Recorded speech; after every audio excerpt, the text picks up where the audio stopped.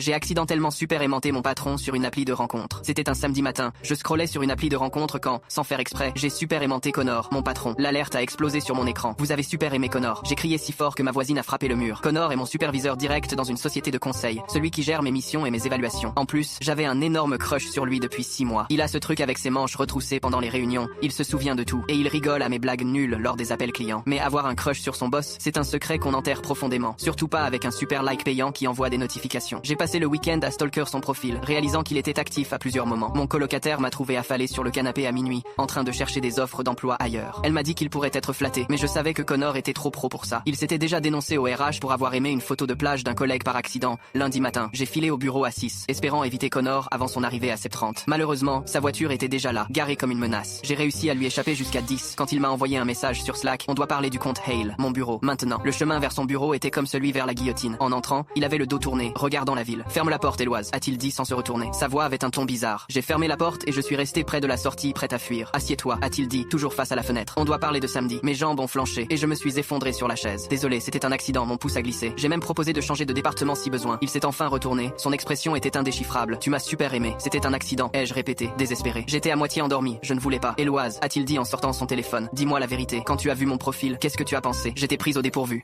Quoi? Il insistait. Avant l'accident, qu'est-ce que tu pensais? Je sentais mes joues rougir. Je ne sais pas ce que tu veux que je dise. La vérité, a-t-il dit. Parce que depuis samedi, je me demande si c'était vraiment un accident ou si une partie de toi voulait swiper à droite. L'atmosphère était lourde. Connor, tu es mon boss. Je sais, a-t-il répondu en se penchant en arrière. C'est pour ça que je suis perdu depuis tout le week-end. Il a passé ses doigts dans ses cheveux, visiblement frustré. Quand j'ai vu ton profil, je n'ai pas pu swiper à droite. Ce serait inapproprié, ça pourrait ruiner nos carrières. Mais il a ajouté, tu m'as super aimé. Et pendant un moment, il a pensé que peut-être l'univers lui donnait une chance. Il s'est retourné vers la fenêtre. Éloise, est-ce que c'était réel ou juste un accident? Je me suis levé, mes jambes tremblantes. J'ai pris mon courage à deux mains. Si tu n'étais pas mon patron, je t'aurais super aimé intentionnellement, mais tu es mon boss. Donc oui, c'était un accident. Il a changé d'expression. Je quitte l'entreprise. Quoi? Il a expliqué qu'il avait accepté une offre d'un autre job et que son dernier jour serait le 15 mars. Mes pensées tourbillonnaient. Cela veut dire que dans 3 semaines, tu ne seras plus mon boss. Alors, est-ce que tu accepterais de sortir avec moi le 6 mars? Oui, ai-je répondu.